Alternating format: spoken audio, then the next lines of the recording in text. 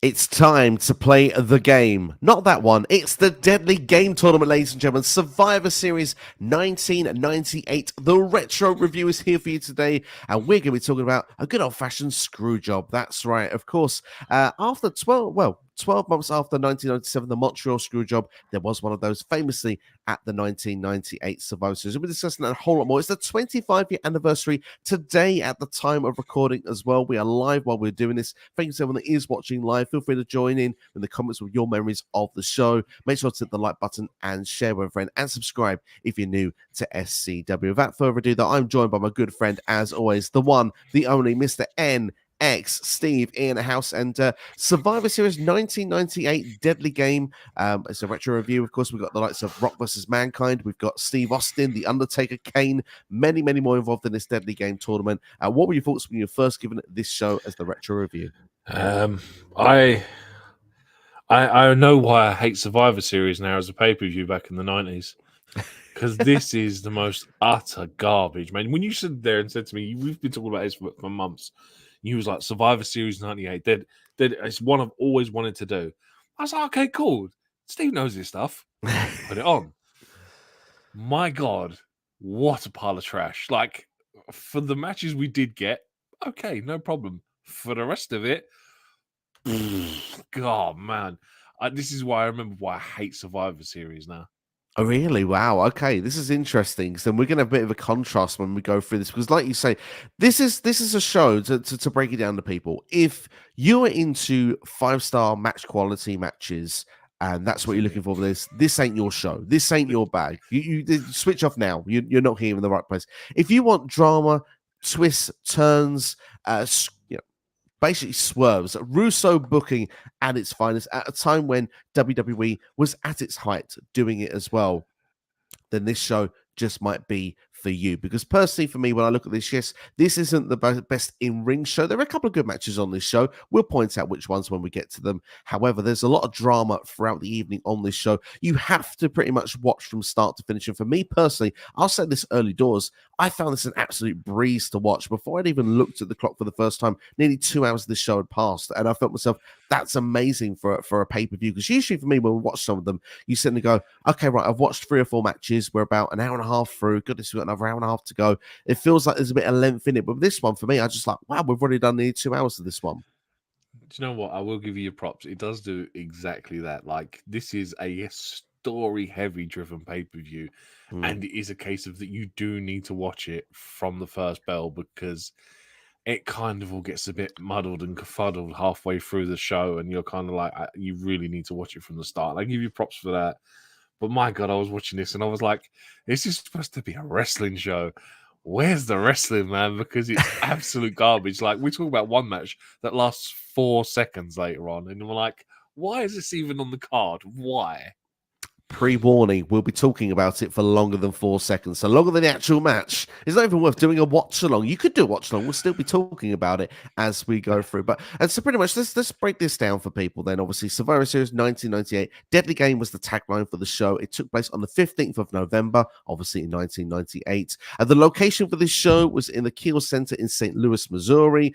The attendance for this was a strong 21,179. We are in the buy rate era, ladies and gentlemen. 400,780 bought this show as and when it happened. And we had the commentary duo of Jim Ross and Jerry the King Lawler. So that's pretty much there, the bits. And obviously, just to go through then, what is a Deadly Game tournament? You might have been reading the ticker on the bottom. We'll give you a bit of a clue now.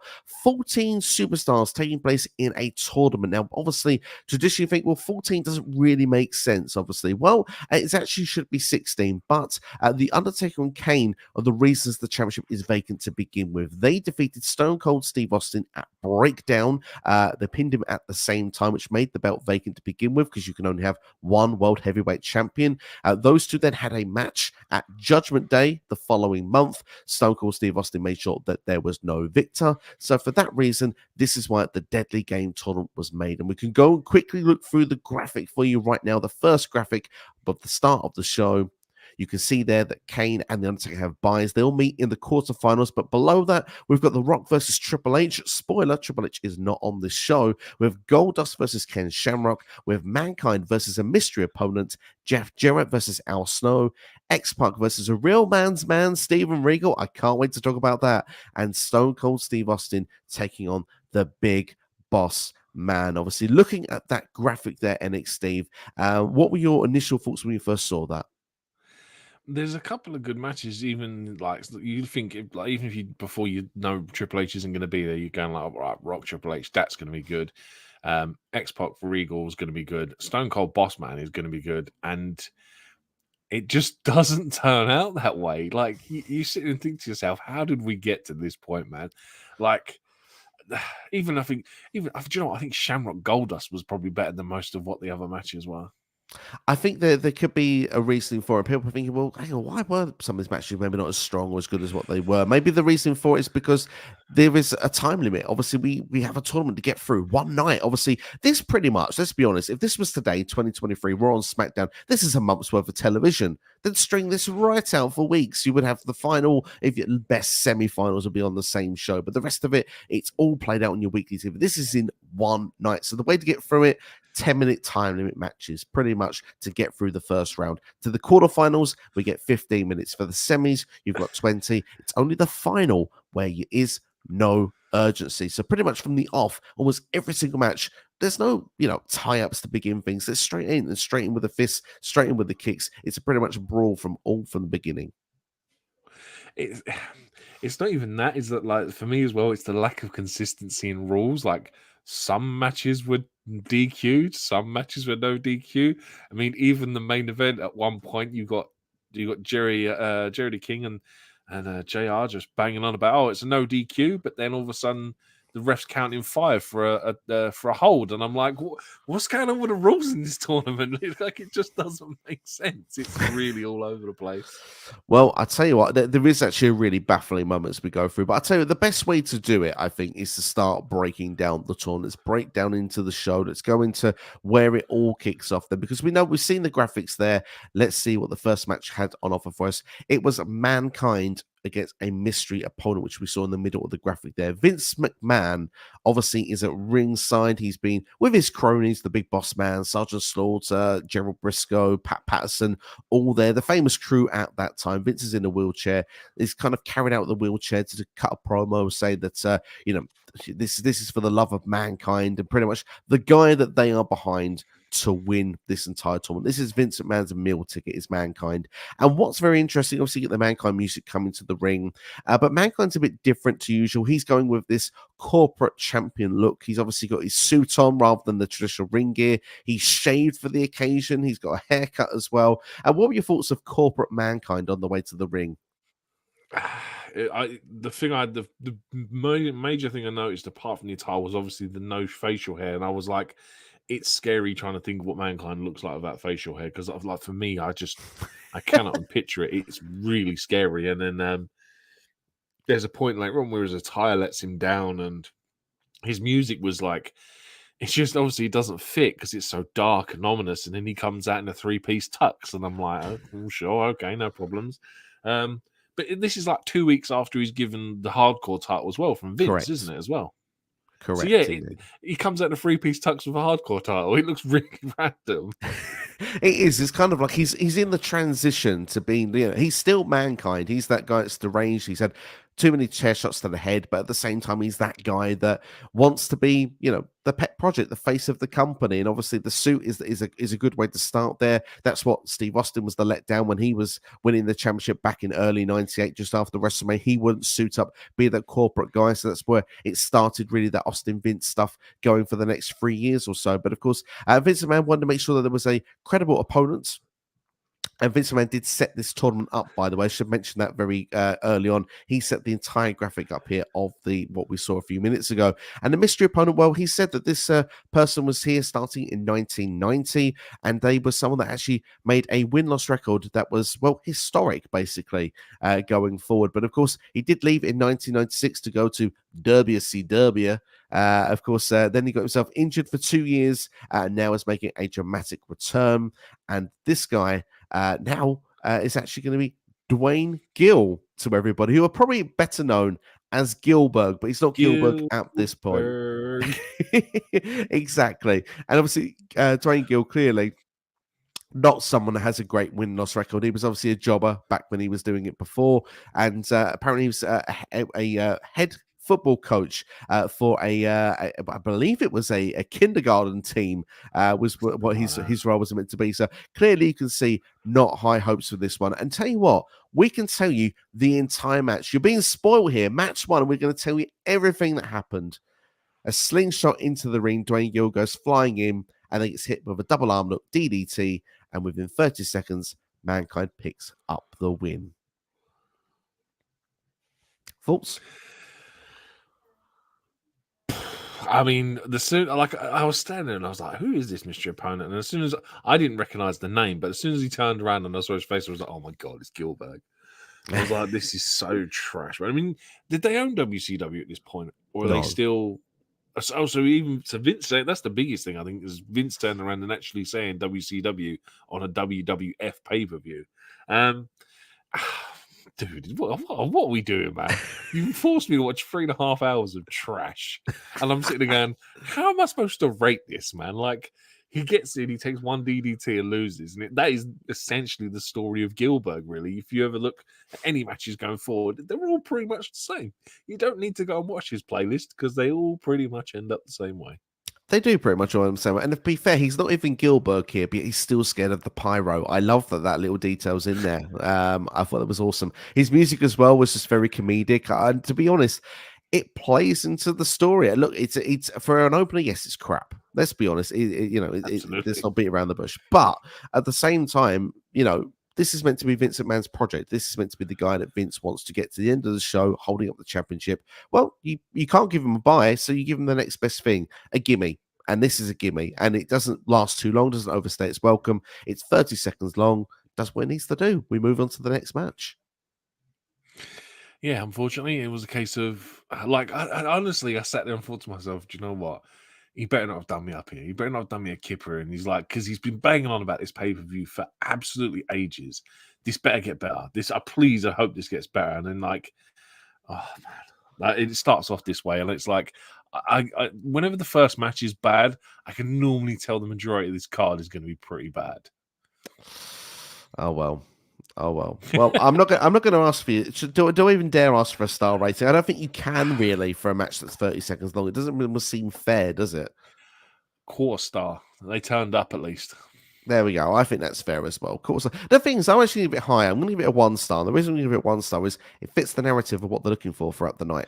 Yeah, that's all it needs to do. Yeah, like I sat there and thought earlier, like when I start doing these like 5-star match reviews or whatever, is I need to kind of break them down into a scale, and I'm like 2, like it's like, well, how do I break it down? It's like, well, if I give 2 points to story, and then if I give like 2 to match quality, and then I give 1 to like whatever else, and I sat there and thought, I can't do that because then technically I have to give this match at least 2 stars because the story plays out, and I'm like, no, I'm just gonna go quarter star for this one. Well, Dave Meltzer doesn't rate it. Obviously, for those that are new to this, that we do look at Dave Meltzer, what he does. He doesn't even give a dud. He just doesn't rate it. I think it's too short. It probably in his mind to justify that he's going to be in his ratings of whatever he does. He does give a dud on this show, so don't worry. He does take your side somewhere. But what I would say is that overall, it is what it is, and that's the opening match. But we move on, and before we do move on, we'll just say hello to the chat. Wrestling Archives in the house. Hope you're doing well. Thank you for checking us out. And Zane asked if this is a boring pay-per-view already to you, and Steve. Do you know what? It's not actually boring. Like there's so much going on story-wise. But like we said at the start, if you want 5-star wrestling, this show is not it. The Attitude Era is not it. That's being honest with you. There's not many matches in the Attitude Era that give 5-star ratings. Some people will find a few of them for me, and of course you're well entitled to do so. I can probably find a few myself, but all in all, It's not like the type of wrestling that you see today, but certainly, like you say, it's not a boring show. But one thing we got next, we do have, well, actually, let's just go through the notes, make sure I'm not missing any detail. That obviously, Vince actually does say he guarantees that that will be the new champion. But yeah, we move on anyway to backstage, which of course Sunday Night Heat, one of your favorite parts as well. We do see the throwback of Sable in the ring with Marc Mero. Jacqueline attacks her from behind. Kevin Kelly then has an interview with Sable, saying that's probably thrown it off the game plan a little bit. I don't know the right word for it, actually, Kevin Kelly, but certainly more cynic, really, rather than actually thinking that Sable was perhaps not a professional wrestler long term, and perhaps thinks that, well, that's gonna blow her opportunity. But she says, no, this just pissed me off. I guarantee I'm leaving as the women's champion. Do you know what? Be fair to Sable, she's booked super strong in the late 90s. Like, we've seen a couple of her matches now, and she always comes out the victor. And it's like, man, like we were discussing Honky Tonk Man the other day, and it was like, like it's such a weird time for women's wrestling and just being a woman in WWE at that point. But yeah, it's like I said, Sable's booked really strong, and you can't really argue with that. Like, hey, at least it went Fabulous Moolah and Mae Young. I'm all right with that. I'll tell you, we'll move on in the meantime, and we'll discuss the second first round match of this tournament. Al Snow versus Jeff Jarrett, of course, with Debra. So pretty much this is a short match as well, but Debra goes to the apron to distract the referee, and obviously she has Head in her hands at the time. Obviously Al Snow has Head. What does everybody love? Jeff Jarrett has his guitar as well as normal, but Jeff Jarrett goes for the corner where Head is. However, Al Snow goes for where the guitar is. Al swings with the guitar but misses, and Jeff hits Al with Head in the back of the head. The ref then attempts to get rid of the guitar. Doesn't seem to notice the Head is in the ring. Out Jeff goes for it again, but Al gets his leg up, hits a boot in the face. Jeff drops the Head. Al picks it up, smacks him one clean between the eyes, and gets the 3 count. And we get Al Snow advancing the tournament, who'll be taking on Mankind in the second round. This match, again, kind of a short one, if we're being brutal here. We'll get the actual time for you in this one. 3 minutes and 31 seconds, like we said. Not a long match there, not so much to digest, but was there enough in there to keep you entertained, or was this a dud in your opinion? This is like a TV quality match for me. But what I found interesting with a lot of these matches, like there was, for the fact that they were in this tournament, they all seem to be having their own story beats, like outside of the actual championship tournament. Do you know what I mean? Like we go on about there's the Regal and X-Pac match coming up. Like, they have their own story going on outside of this tournament bracket, and it just seems to be that they're in here for the sake of being in here to almost progress that storyline. And it kind of felt the same with most of these matches. Like, dude, it's just an okay match. Like, it's one of them just 3-minute matches you would really expect on TV back then. And it's like, you can understand with so many matches on the card, like they're just going to power through like a lot of these early round matches. Yeah, and it makes sense to do so. Like we said, 10-minute time limits. Obviously, we're not going to get too much further with a lot of them, because otherwise they're going to be eliminated, and we don't have time to do the rest of the card. Will be here for all night. Yeah. So, for me, he does what he needs to do. I actually think the finish is quite fun. The match, there isn't so much, shall we say, much of a story in the match leading up to it. So, I would say that pretty much the finish is what is the bulk of this one. But what would you give you a star rating if you had to give to with this one? Just out of interest, though, Debra's, like, at this point, has only recently just come into the federation, isn't she? She's just started being a manager. And it was the one thing I kind of took from the end of the match was when Jarrett lost, is she was kind of like annoyed, and I was like, again, it's one of these story beats that you sit there and think, okay, that's quite an interesting perspective, that Debra's annoyed at him for losing a match, and she's only been here 5 minutes. So I kind of respected that a bit, and was kind of like, okay, there is a story there coming out of the pay-per-view. For me, I'm going to go 1. It's just like, it's okay. It just does what it needs to do to progress this tournament.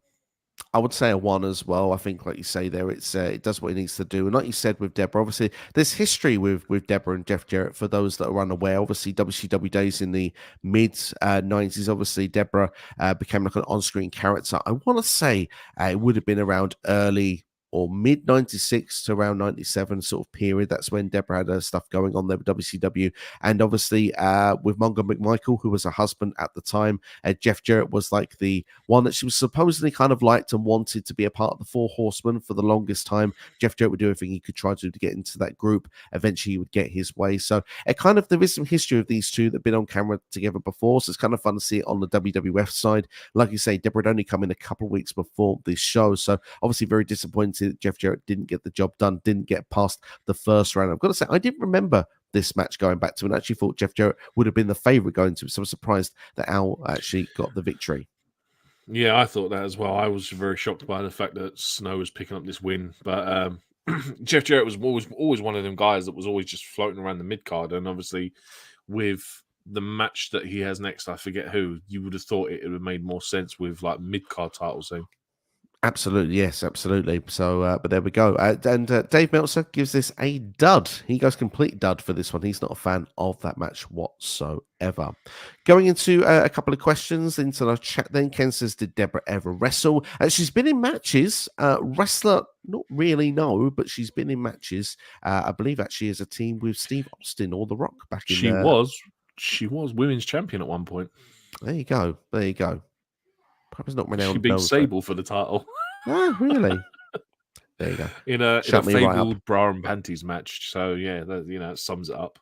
I'm not going to ask how you remember that. Pro Fight DB. There we are. I'm literally looking at it as we know that. There you go. There you go. I'm not that bad, man. Trying to call me out, I think. I didn't think you were that bad, but Wrestling Archive says it's a decent, very story driven, great twist at the end. I have to agree with Wrestling Archives with that one there, and we'll go into it more a bit later. Roger says this is one of the worst WWE pay-per-views of all time. Absolutely not from me, not even close. Without sitting down and thinking about it, I like it.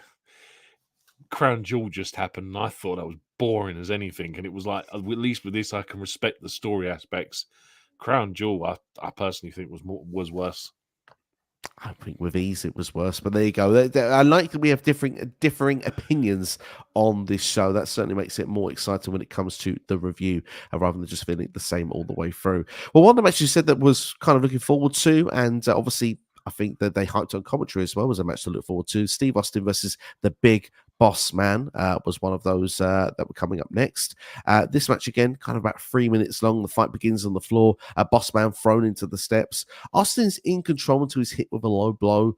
Boss Man, during that time period, actually uses rest holds in a 3-minute match. That tells you that not much details actually going to have going on here. As Austin gets back into the match, though, Boss Man actually gets DQ'd by repeatedly attacking Austin with the nightstick, and he actually uses it multiple times after the match as well. Vince gets shots of him backstage, looks absolutely delighted with the fact that Steve Austin probably is not going to be able to continue, and actually he says Austin calls that advancement. The night is young and more of it is coming. So yeah, Austin advances via disqualification. Nightsticks there are plenty. What were your thoughts of Austin and the Boss Man? For me, I would say this was very disappointing. Yeah,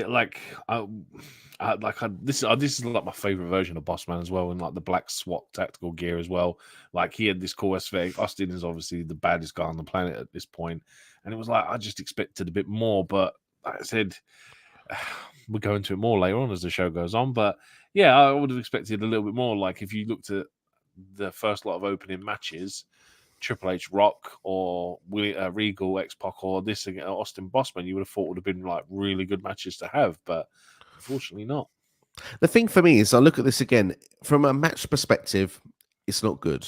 From a story perspective, storyline makes a lot of sense because Austin is the number one guy that Vince McMahon doesn't want to win this tournament.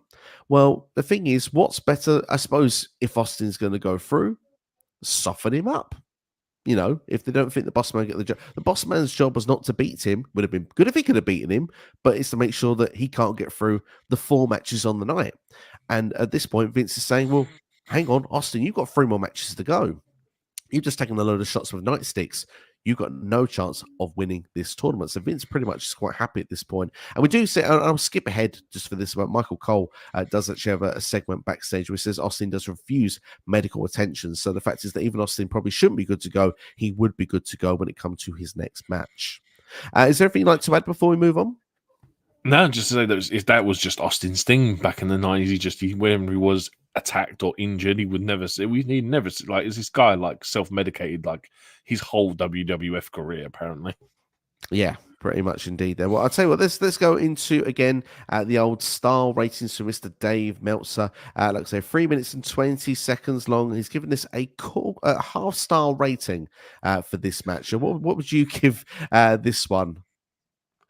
I think a half star is probably fair. I mean, even Al Snow and Jarrett had more wrestling than what this had, and I think half star is probably more fair. Like I said, it's more story driven than anything else. I preferred Mankind and Dwayne Gill, if I'm being brutally honest, but there you go. That's just me. Yeah, it didn't tick the boxes, this one, for me, unfortunately. But good to see CD in the house, by the way. Hope you're doing well. Thank you for checking us out, and hope that you enjoy the rest of your day. Thank you for actually tuning in for this one as well. And imagine CD, this is probably a bit before your time, but hopefully you're still enjoying it anyway. We will move on in the meantime then to match 4 of the Deadly Kane tournament, first round. X-Pac from D-Generation X going against a real man's man, Steven Regal. Now, before we get anywhere, a real man's man, Steven Regal, to hear that glorious music, takes you back, doesn't it? Dude, you look like one of the guys out of, what was it, the YMCA? He come out in a builder's outfit, and I'm like, why does he look like he's prepared to do the YMCA? I don't understand. What's with a construction hat? I really don't get it. Oh, dude, I heard it and I was like, oh my God, I forgot how cringy this music is, man. But don't forget, he's a man. He's a man's man. But then we got to listen to Jerry the King Lawler for the next 7 minutes or however long, just banging on about he's a man's man. Absolutely, yeah. For me, I thought that, to be fair, these two are actually rivaling at this time as well. There's a few going on with these two. Obviously, X-Pac is the European champion. Steven Regal, being from England, feels that as he's a real man's man, and X-Pac isn't, in his opinion, that he should be holding the European Championship. Should be someone European holding that title, not X-Pac. So I like there's actually at least some story driven going into the match that we've been told by commentary. But this is a bit of a different match, like we said, compared to what we've seen so far. Urgency, quickness. Regal don't play that way. Regal's all about doing stretches and doing, slow technical missing, lethargic moves as well. Make sure that he gets his point across. But there is actually a fun couple of moves that Regal does do in this match. A swing shot to X-Pac, where he just goes flying across the ring. Instead of into a turnbuckle, just goes face first into the canvas. Quite like that spot. And I did like as well Regal hitting a double underarm hook suplex from the top rope, and that got a 2 count as well. I thought that was a pretty good little spot there. X-Pac gets back in with the offense, goes to the top rope. William Regal goes into the ropes. X-Pac lands his privates onto the top rope. Not good for X-Pac. Of course, then goes crashing to the floor. The action goes to the floor, and then both men are counted out after X-Pac hits a suplex on the floor. From a finished standpoint, disappointing. Very. What will follow it is more disappointing. However, I don't think this match is that bad. Like I said, there's some few good spots in this match. You've got a bit more time to breathe. This match goes about 7.5 minutes. What were your thoughts of Steven Regal? I want to say William Regal and X-Pac. I was very shocked at the style of match that we were getting for X-Pac, because obviously X-Pac's that high flyer, that fast moving pace and all that. And to watch him work a map-based style, very strange to watch, but I thoroughly enjoyed it. I was like, oh, it's good to see some good old-fashioned hold style wrestling. I mean, obviously Regal's famous for it. Even though Pac managed to get a couple of offensive moves in where he showed his speed and his agility and stuff like that, I thought it was overall really good. It's just a shame that we got such a poor finish.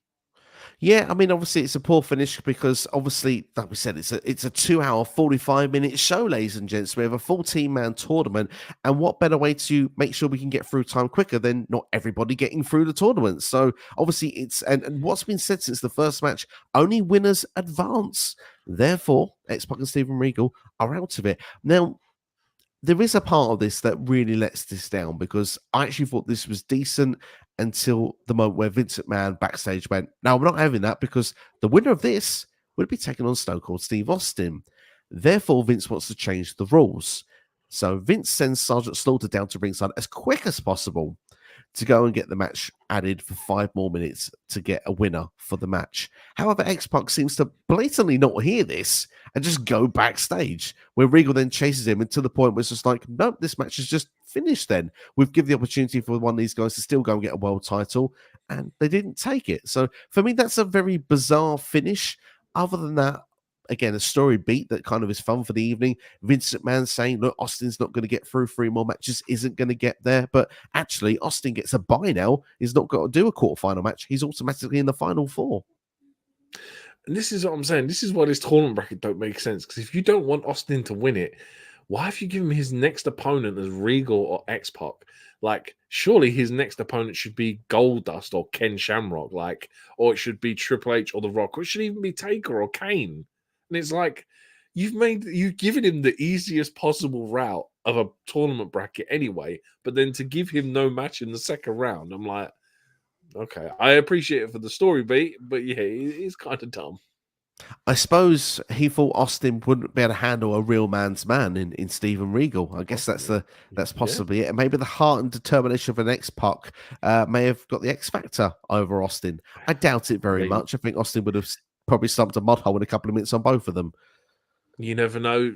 Regal could have busted out the YMCA, and Austin could have joined in. We could have had a YMCA dance off between the two of them. Regal could have stole the win with a roll up or something. You never know.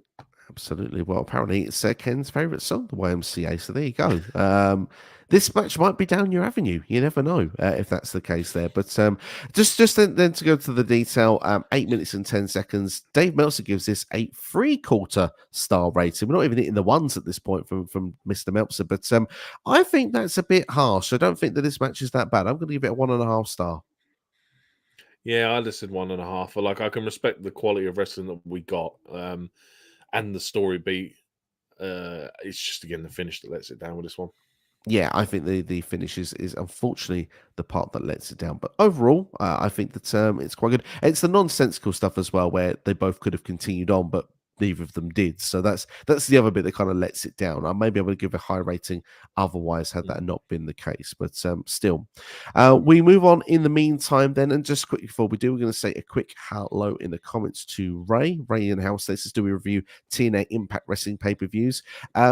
We will be doing so, or certainly this channel will be doing so in 2024. And Stephen and myself have already discussed the idea of doing a retro TNA show in January before Hard to Kill. So look out. There could be something coming on the channel, TNA related, not just Impact, TNA related in the retro column before Hard to Kill.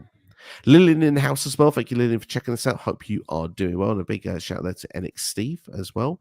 But we'll move on in the meantime, and we'll be talking about match 5 then. We almost got through the first round here.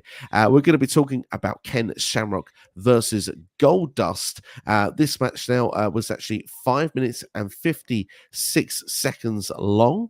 And to go into some of the detail of the match, basically, I'm just going to go into the finish, really. Goldust looking to go for Shattered Dreams, which, of course, is an illegal move. For those that are unaware what Shattered Dreams is, it is when both legs of an opponent are hanging over the middle turnbuckle in the corner, and he would run and basically kick the buckle, or better yet, kick him in the groin. So the ref gets in the way, which then Goldust is then taken aback.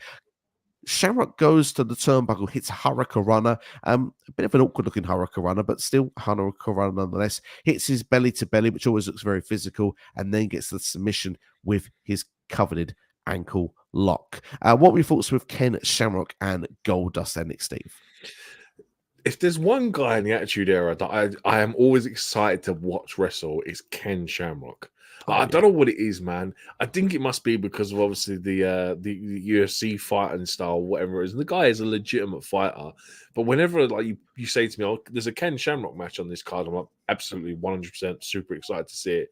The match was okay. I didn't think it was that bad. It was, again, what you expect for a first round match in essentially what is a TV style match. I actually enjoyed Shamrock doing stuff like the Hurricane Runners. It's like it's something I don't expect him to do. And then when he pulls out, I'm pleasantly surprised by it. And I'm just glad that he was the one to advance, because I'm like, okay, I get to at least see 2 Ken Shamrock matches on this card. And potentially, you knew you'd get a good one as well, because the winner of the next match was The Rock and Triple H. You knew you were going to get another decent Ken Shamrock match that potentially would be on the way. I say, though, spoiler alert, Triple H ain't on this show. We'll be talking about that in a couple of minutes' time. But for me, I have to agree, Ken Shamrock was one of my favorites back in the Attitude Era. Obviously, the guy's legit. Like I said, not just a legitimate fighter, but you just see every time he puts the ankle lock on, the vein in his head is going to pop. Like, this guy looks psycho every time. It's like the believability in Ken Shamrock is next, second to none. And I think for me, that's why it's always exciting to see his matches. Yeah, like him and Owen Hart, their matches, just some of the most favorite things to watch from the Attitude Era. Like the passion and like the quality of wrestling. Like, obviously, Ken Shamrock isn't the most fluent in ring wrestler, but you put him in there with Owen Hart, and tell you what, just some quality stuff. Absolutely, yeah, absolutely indeed there. And for me, I quite enjoyed this match. I can't lie.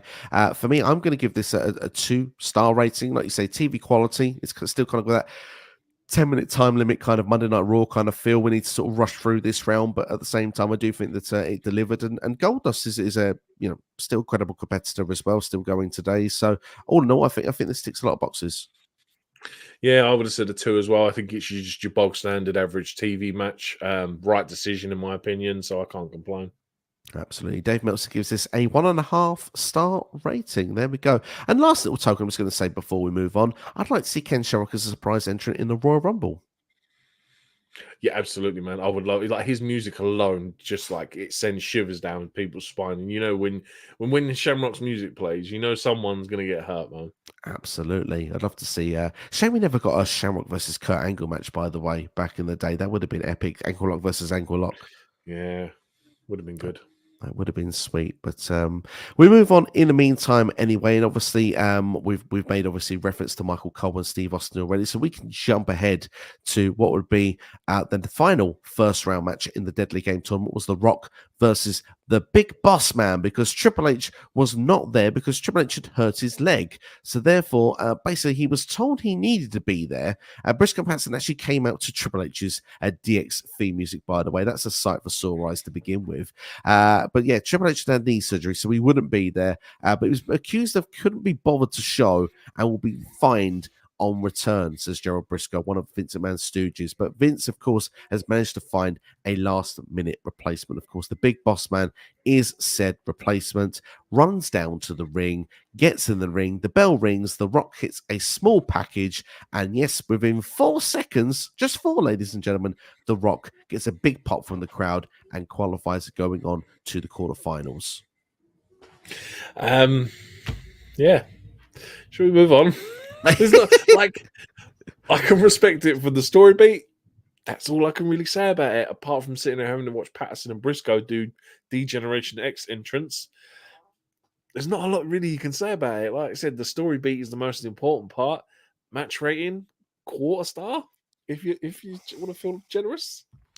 I think it's, because for the pop from the crowd and the fact is, well, it's kind of like, oh, here we go. We've got, like, you can imagine sitting there. I mean, obviously, people if you're a Boss Man fan, great. But obviously, you probably think at this point, like, we've sat through one Boss Man slug already. So we've got another one now against The Rock. It's kind of like, here we go.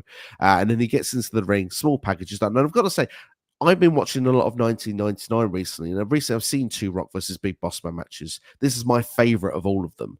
So that tells you what I think of the chemistry of these two in the ring. So I'm quite happy that this lasted for, if anything, this gets a 4-star rating from me. But no, seriously, I'm going to say that this is probably about a 1-star rating. But I think for me, that the beat and the way that it's done for timing is perfect. And I think with the storyline narrative, as we'll go on later to talk about during this podcast, I don't want to give the full spoilers away now, though if you've seen the show, you probably know already who wins.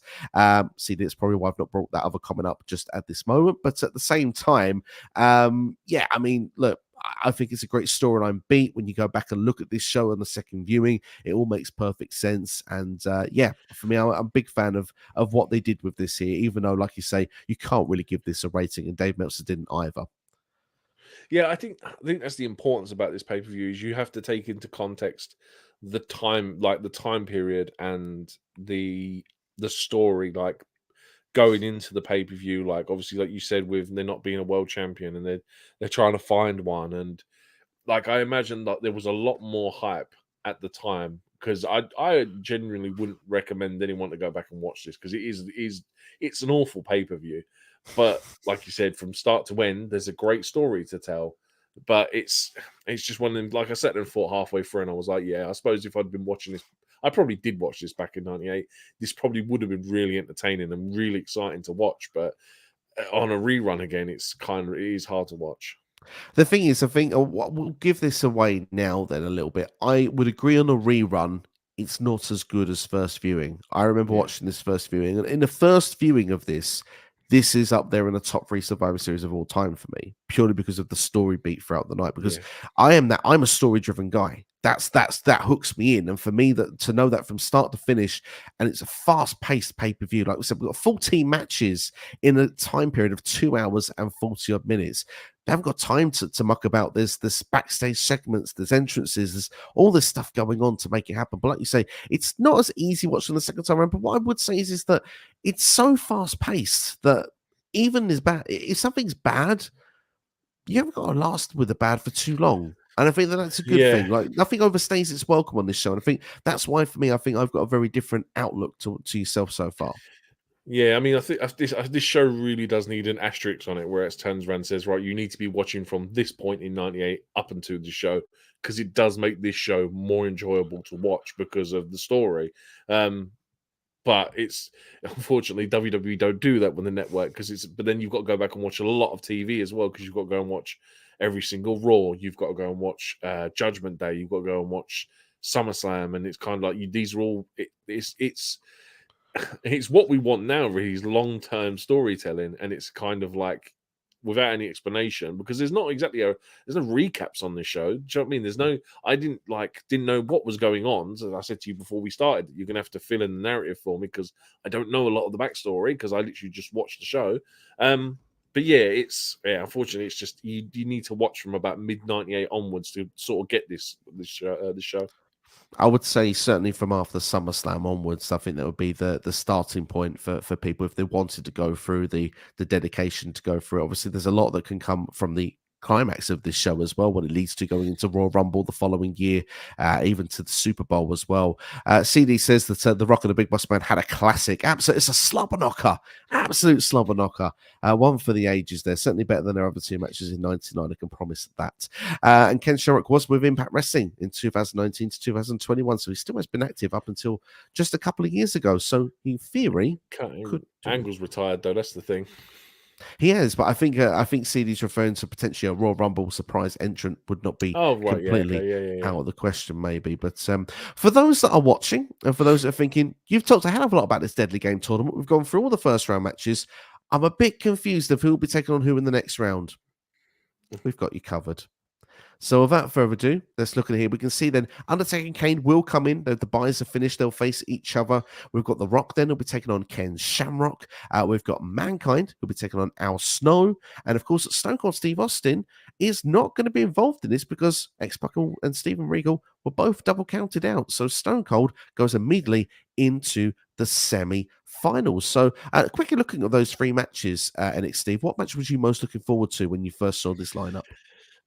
Rock Shamrock has to stand out. I mean, as much as I do love Undertaker, I think just watching 2 6'7" guys wrestle is really painful to watch. Like, it's not my favorite wrestling dynamic, but yeah, Rock Shamrock would have been the one for me with this one. It would have been the same for me as well there, but certainly is a great segue as we go into what would be the next match, because don't waste any time going in to the quarterfinals. And that match that you said there, Undertaker versus Kane, is the first one up. So, yay! I feel the same as you. I was most excited for the Ken Shamrock Rock match, which is the last of the 3 there. But we'll go into this one. Obviously, Paul Bear is with the Undertaker again, obviously for storyline beats for those that are aware of the mid-90s till Kane's debut and stuff. So Undertaker had Paul Bear as a manager from early doors, not immediately when he debuted, but from early doors after the Brother Loves of this world. Paul Bear was the manager of the Undertaker until SummerSlam 1996. That's when he turned on the Undertaker to join Mankind. Obviously, he would be with Mankind, and I think for a brief period, but then he would actually get ready for the introduction of his son, Kane. Of course, Paul Bear was meant to be the father of Kane. Therefore, we then had the Undertaker and Kane feud. Those two then would actually end up joining forces to take out Stone Cold Steve Austin, which was, of course, going into breakdown, as we said earlier on. And when we got through to the Judgment Day period to now, to this show, Paul Bear had realigned of himself with the Undertaker over his son, Kane. It's a lot to go through to give just a few minutes back here, but obviously Kane looks to be getting on top of the match. He does hit a clothesline from the top of the rope after a few sluggish minutes before that. That's probably the nicest way to put it. Kane would then land a chokeslam after both men had their hand around each other's throats, kind of like a goozle. Paul Bear gets on the apron, distracts Kane, who goes after Paul Bear. Kane turns and goes straight into an Undertaker tombstone. Undertaker hooks one leg while Paul Bear holds down Kane's other leg to ensure a victory in the time period. Of course, it was a 15-minute time limit, and this match went for 7 minutes and 16 seconds. And Nick, Steve, your thoughts of Undertaker versus Kane? It kind of like never. This match is a dynamic that just never kind of relives after the first one. Like the first ever Kane Undertaker match is kind of so historic and like looked back upon with fondness that it's kind of like every time after it that we see these two together, it's kind of just like meh for me. Like I really don't. I'm okay with it, but it's like I just went back and looked at the results for this year, and like 98 Kane versus Undertaker just seems to be like a weekly occurrence either on house shows or on TV, and it's kind of like you must be getting bored of this thing now, because like before 98 they only wrestled each other maybe 5 or 6 times between sort of 97, 96, and I think even 95. But 98 is just all Kane and Undertaker, and I'm like, from that point, I'm like, oh, just change the record, do something else, man. But yeah, it's an okay match. It's again a TV quality match for what this show needs, unfortunately.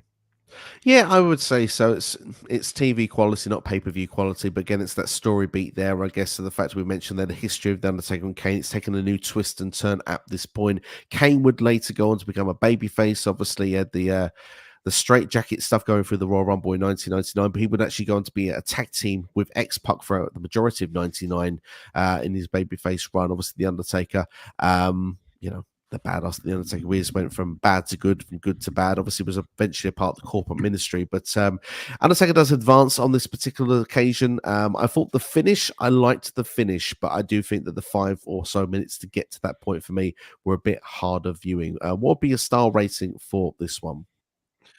I mean, probably a 2. I mean, I can't. Again, it's not the most exciting match on the card, and it just constantly feels like, to me, whenever I watch these two, it's like it feels like they're constantly always trying to build to a bigger match that never comes. Do you know what I mean? And it's like it's okay, man, but it's not like I wouldn't recommend it to anyone.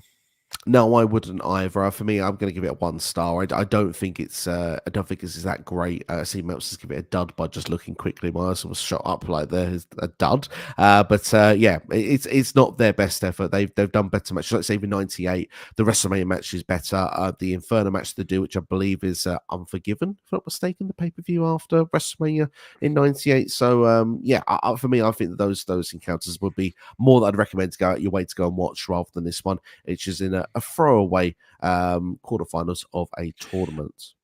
It's almost a shame, really, because these two were like the main focal point of this whole reason why there is no champion, like building up to this pay-per-view, and then we get one match with them, and it's like it was kind of like it almost feels like that should have been a semi-final match that they built towards.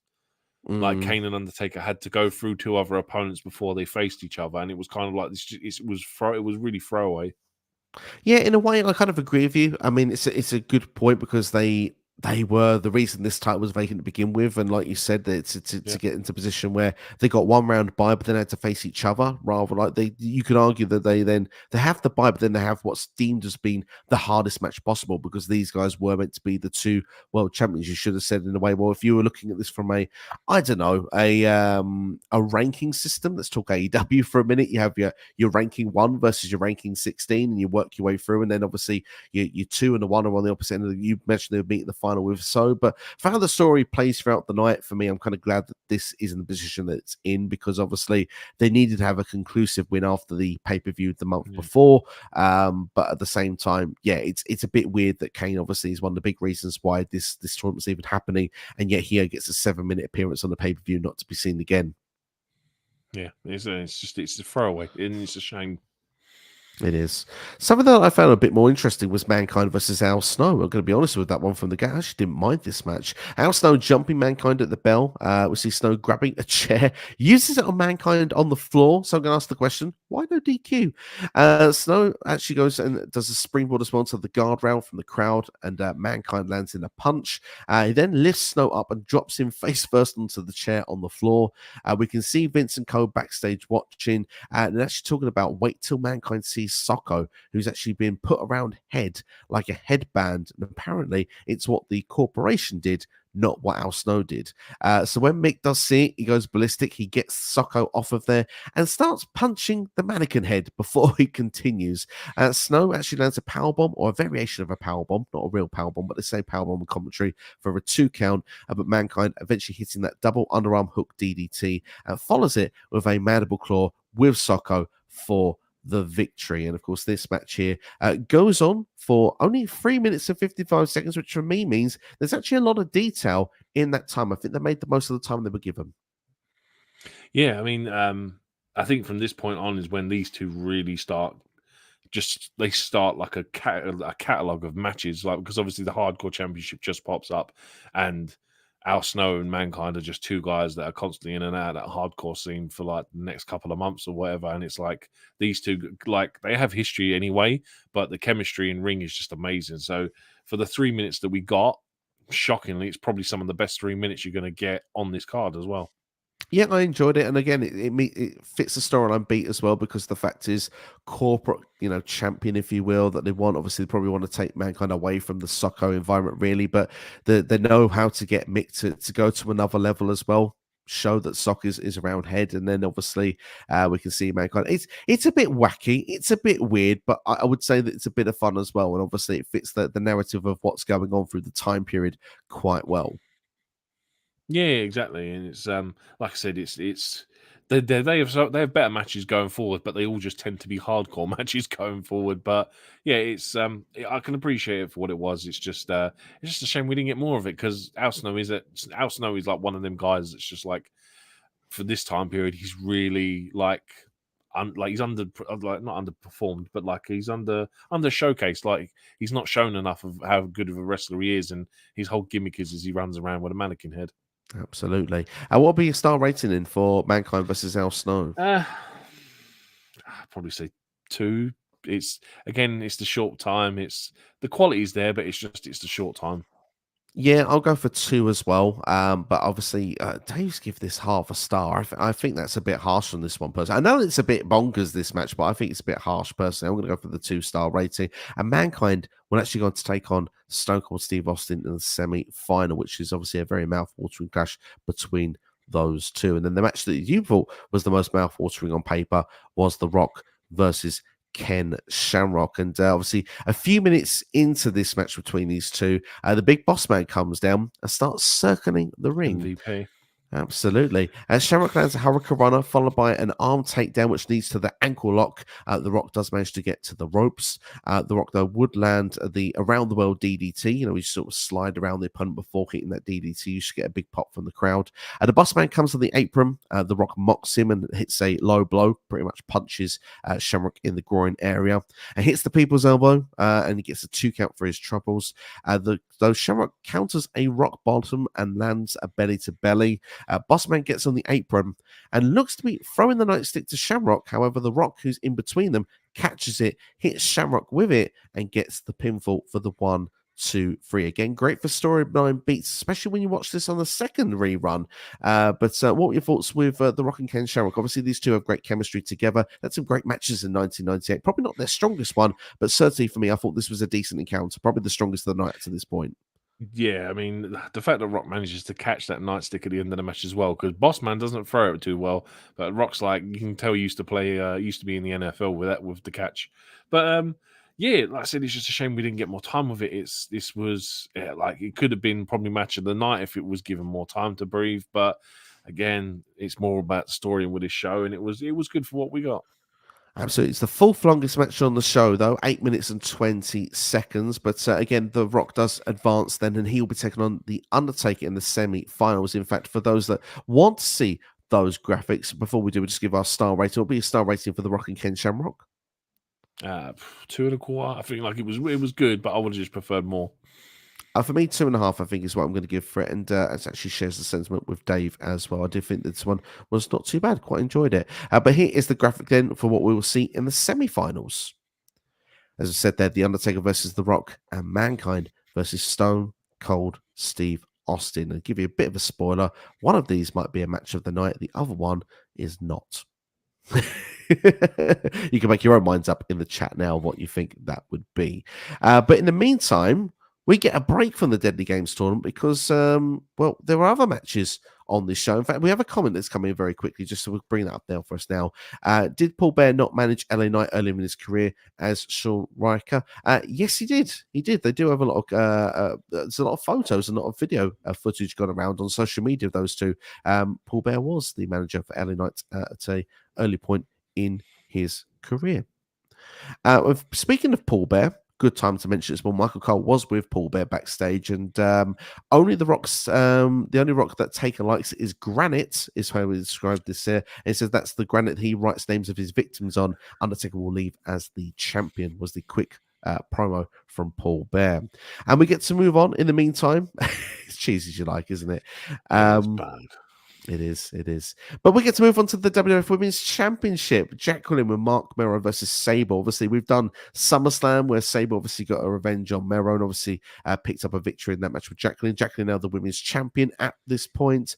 Obviously, this match, not a long match either on the show. It's only 3 minutes and 14 seconds. But again, I think they get a lot in the time. Obviously, Mero, we see obviously a match, but a couple of details I should mention. We see a video package from 2 months ago where they had a match on Raw and Jackie gets the win because Mero holds the legs down, kind of the same as what we saw with the Undertaker and Kane finish. And the other note, which actually I'm going to come to before we go anywhere in this, Shane McMahon, the special guest referee, I thought that was a very interesting highlight that he got this match as the referee.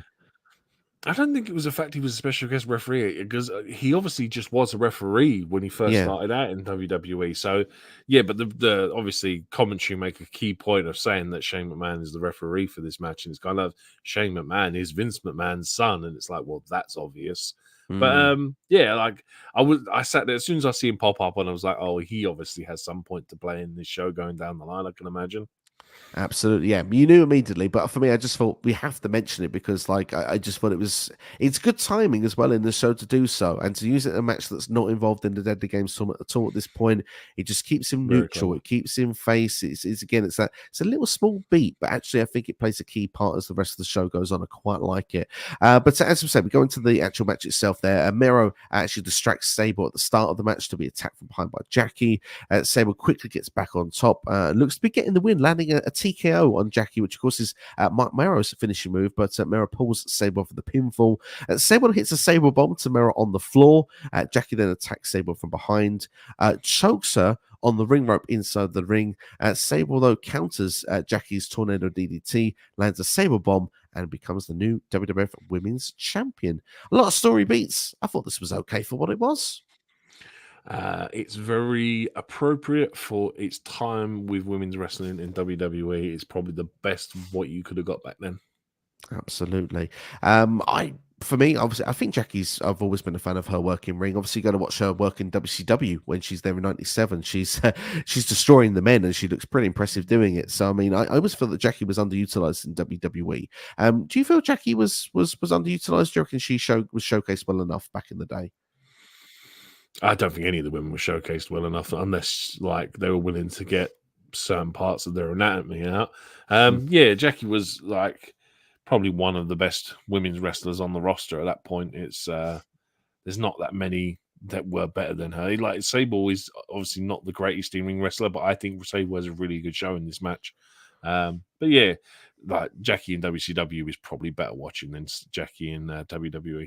Probably indeed. There, a question to ask them, because I agree with you with Sable on this. Well, quite a strong showing from her, but do you think this is the case where less is actually more because of the fact that obviously you're not exposing Sable by having a 10-15 minute match? You're hitting the key points. You're making sure that the audience doesn't get bored by the big spots where she hits a finishing move, looks to have the win on Jackie, hits the Sable bomb on Mero on the floor. Like there's like these key sort of points where it's just like move, cheer, get the job done, get out of there. You're the champion.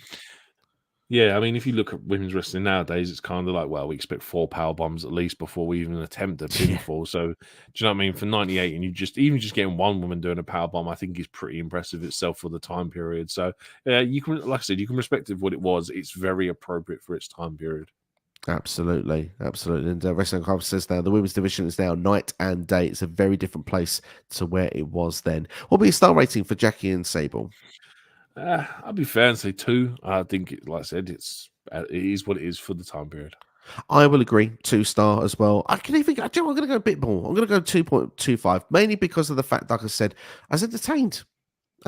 Pretty much. I could have done with more. Like you say, a longer match would have been great, but I do feel that, like you say, for the time period, it's what it was. CD's got a bit of a fun fact for us now. I love when the fun facts come in. It says Jacqueline Moore is the first ever woman to win the Cruiserweight Championship. There you go. Fun fact indeed. I didn't know that. So thank you for sharing that, CD. That's a fun one to come out there. And for those, though, who are eager to get back into the Deadly Game tournament, you've followed it from start to finish so far, you're in luck. We're going to the semi-finals. And like we said, 20-minute time limit from this point. We're starting off with Stone Cold Steve Austin versus Mankind. And I tell you what, this match here is 10 minutes and 27 seconds, the second longest on the show. And I've got to say, there are a few notes that come with it. And Steve, do you mind? Absolutely. Go for it, mate. Let's go for it. Let's break down the match, and then we'll give our thoughts at the end of it. So basically, we've got a brawl to kick things off, as you would expect with Austin. He takes off Mankind's corporate jacket, hits Mankind with one of his own shoes as well. It's perfect Austin. Austin's anti-corporate. Mankind's trying to be corporate. Does everything that needs to be done. Vince McMahon is wheelchaired to the ringside with his lackeys, his buddies, his allies, whatever you want to call them. Mankind gets on top, runs onto Austin in the corner. When he does those knees to the face, when Austin's sort of sitting there in the corner, it's always quite brutal looking, but one of my favorite Mankind spots. Austin lands a Lufes press and then attempts a stunner. Mankind escapes but doesn't want to go back. He actually goes up the rampway. Needs Gerald Briscoe and Pat Paskin to talk him to coming back into the action. But of course, Austin meets them on the rampway. He knocks the two heads together of Briscoe and Patterson. He then attempts a pile driver on Mankind. Mankind reverses it to a backdrop on the floor, and we see Mankind sending Austin into the steel steps. Mankind then sends Austin over the barricade into the crowd, but of course doesn't last too long into the crowd. Austin clotheslines Mankind straight back over. Austin has Mankind's legs wrapped around the ring post, but Mankind pulls Austin into the post as well, face first. Mankind brings a steel chair then into the action, lands the underarm hook DDT onto that chair for a 2 count. A pile driver is countered into a backdrop. Austin lands his stunner, and that's when we see Vince McMahon get involved. Of course, Vince has been in the wheelchair all night. He gets out of that wheelchair and stops the 3 count. And just for good measure, he hits that referee. And I'm going to stop things right there before we go any further. And Steve, to this point, thoughts of Austin and Mankind? Like it's delivering best match of the night quality. Like everything makes sense. If you want to know where Roderick Strong is getting his current gimmick from, it's probably this example here from 1998. You sit there watching it, and I'm like, oh, Vince has come out in an electric wheelchair. Oh, woe is him. I'm sure at least there's I think was it Jerry Lawler makes a good point where Vince stands up at one point and goes, "Oh my God, Vince was almost healed," and I was like, "I appreciate it, Jerry. It's a subtle little piece of commentary there." But yeah, it's a really good match. You obviously we know the outcome. Like we know the outcome of the pay-per-view, and it's kind of like that's the only thing that dampened it for me, really. Apart from the fact if I'd been watching this for the first time ever, it's a great match. Yeah, I do think it's a great match, and I do feel that, like you said, to this point, there's a lot of story beats that hit in. Obviously, you see the idea of Mankind being, the corporate guy, but actually now he's out actually doing Vince McMahon's duty now, because if you're going to be the corporate champion, you need to take out the guy that Vince wants to win this the least. You know, we the other guy that he doesn't want to win this is The Rock. When you go through the matches, obviously the Boss Man trying to stop The Rock in the first round. Obviously Shamrock, Boss Man still around there in the second round. But obviously Austin is the main threat at this point. He's the one that they've got the main attention on. And obviously to the point there where Vince realized, hang on, Mankind's not going to get the job done. I need to take the ref out and actually prove, hang on, Vince was fine all along. Like you say, we all knew it was coming, but still, it's just a fun bit of drama that's added into this. And should we move and go forward to the finish of the match? Go for it. Well, I'll tell you what, obviously from that point onwards, we see Austin and Mankind continue in the ring. The suit pants are falling. They weren't pulled off, they just fell. Mankind goes for a mandible claw, but gets countered into another stunner. But then Shane McMahon comes into the ring. We mentioned Shane McMahon being the referee for the Women's Championship match. He's now a ref here, comes in, does the 1, does the 2, and then holds the hand up, doesn't do the 3 count. Instead, he gives 2 middle fingers to Steve Austin with a glorious sell of Austin, with the way that it's the shock from what Shane McMahon has done, to the glee on Shane McMahon's face, to then Shane running for his life out of the ring. Austin, though, then attacked by Sergeant Slaughter and Gerald Briscoe with a chair shot. A very weak-looking chair shot, I'll mention at that. Mankind gets the 3 count and gets a pinfall victory. And, of course, then we see Vince and Co. run away from ringside, leaving quickly. Austin is chasing. We see that Vince and Co. actually leave in a limo, and we see Austin actually do Grand Theft Auto, just pull a dude out of a truck and actually steals the guy's truck driving after them. And we were informed, as a little detail as well, after this match, that Shane McMahon was the reason that Steve Austin was signed to WWE. He'd signed a 5-year deal under babyface Shane. So now, obviously, Austin was stuck with the torment and the, let's say, downright bullying of the corporation moving forward. What were your thoughts with the finish of Steve Austin and Mankind? Just remind me, did Austin win? No, Mankind wins via countout, right? No, it's a pinfall victory. It was a pinfall victory. Yeah, that's the only bit I was getting confused by. I was like, my brain was playing tricks on me a sec. And do you know what? You can't go wrong with heel Shane McMahon. Just the way he smiles, man. You just want to punch him in the mouth anyway. So, and just the way Austin has always got the greatest expression when he doesn't get a pinfall, or like he gets robbed, and he just looks at him all like jaw dropped, wide eyed, sweating profusely out of his bald head. It's a great aesthetic to look at, man. And it's just that dynamic. It's the whole story of the Attitude Era, isn't it? Is employee hates boss, employee kicks boss's ass. Do you know what I mean? Kicks boss's son's ass, kicks boss's lackey's asses. All do you know what I mean? It's really good, man. Like, and it brings back very fond memories of that period of time for wrestling. Yeah, I do as well. I mean, like you say, it's the big swerve, which we, for this show was a big one. It's the first of would be another one to come. I think as well with the storyline narrative they have with Austin and McMahon. I think it's fun in a way that Austin does get eliminated here, because you've seen the cat and mouse, the tug of war throughout the night. Obviously, Austin gonna have what's seen as the hardest possible route, obviously getting the beat down from the boss man with the nightstick, to then not having to do a quarterfinal match to go into the semi-final, to then actually looks like that Austin will get the win, but then gets screwed over, doesn't get to the final. The corporate choice of Mankind does make it to the final. And it's the fact as well, Steve Austin, he's been champion for most since WrestleMania. If, like you see in the modern era, people winning the title all the time, holding all the time, it can get a bit boring. People can turn on it. Sometimes it's fun with the chase, and Austin was always a fun one to see chasing the championship rather than always having the championship. So it was kind of good here. It started the narrative of what would later on we would turn around and see our WrestleMania main event at the end of this show, as staring one another face to face. But at the same time, I thought this hit a lot of beats, and I thought it delivered really, really well.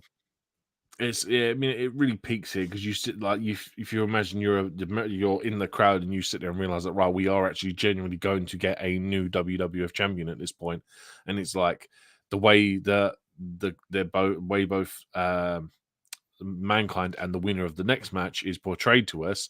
You can tell there's obviously a fan favorite of who they want to win.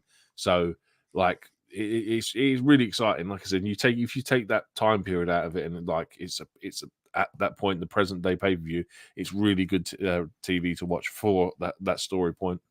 Yeah, absolutely. Well, I think we've discussed this pretty well. What would be your star rating of Mankind versus Steve Austin?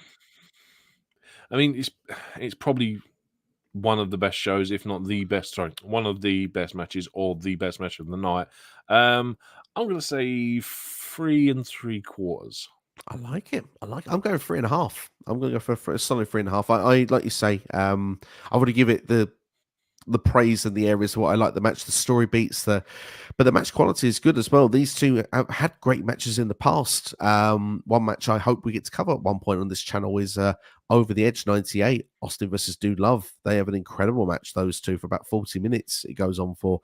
Would love to do that one day on this channel, but certainly for me, these two always had great chemistry, and it's shown here once again, even with less time, they can still tell a fun story. Dramatic on the pay-per-view, key moments that you'll be talking about forever after this show. So yeah, this is definitely worthy of it.